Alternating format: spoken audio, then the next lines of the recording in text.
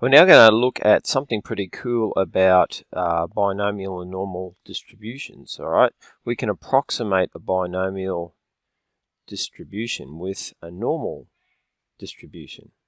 In this video, we're going to demonstrate it, and you can see that we're doing a bit of a trial here. We've got some plots, all right, some histograms, and we've got various sample sizes, 10, 20, 50, 100, and various probabilities of success, okay, according to our parameters n and p with the binomial random variable.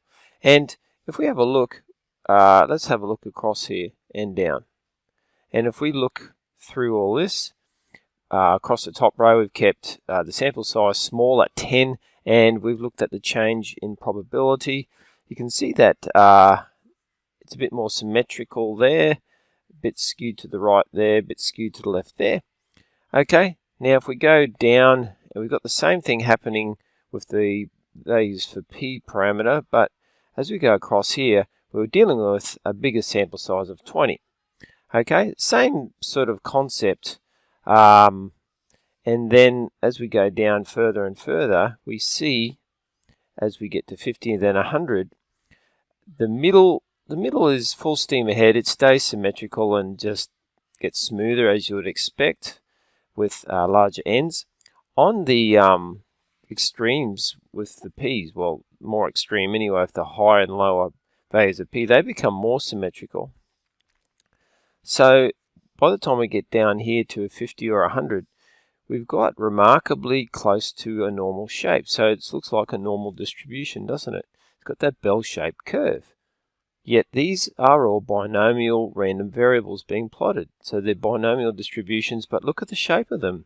They're very normal looking, as in normal distribution. So that shows a result, or a few results. So if n is small and p, all right, p is close to 0 or 1, you'll get a skew situation. And we dealt with that more properly in a few videos back. Okay, we'll get a skewed distribution. But otherwise, it's symmetrical, hence bell-shaped curve, or it can be approximated very nicely by a normal distribution. Also, if n is large enough and it's not too close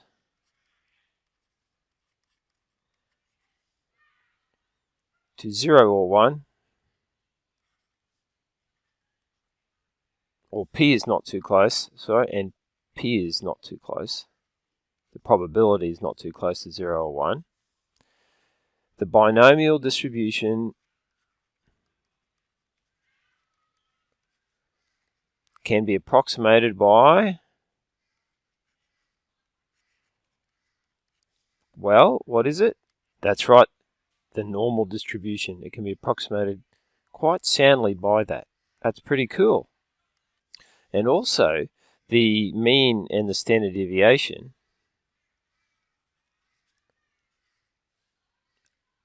of this normal approximation of this one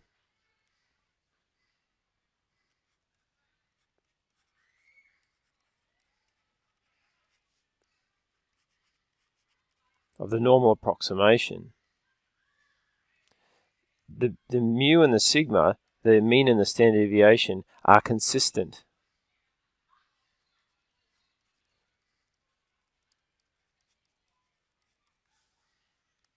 They're consistent with the mean and the standard deviation of the binomial distribution.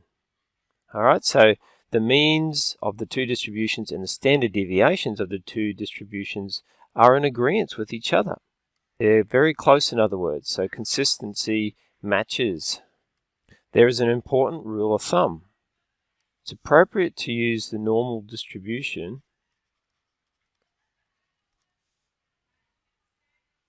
or to take a normal approximation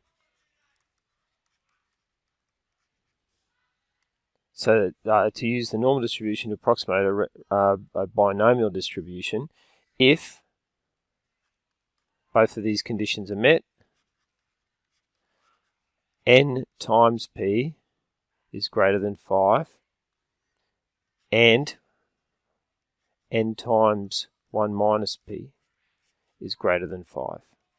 That's a rule of thumb. That will ensure it is a satisfactory approximation. All right, so check that, always test that first of all. But that does match what we said earlier, because as long as p is not too close to 0 or 1 and n is not too small, you'll get something that reaches beyond 5.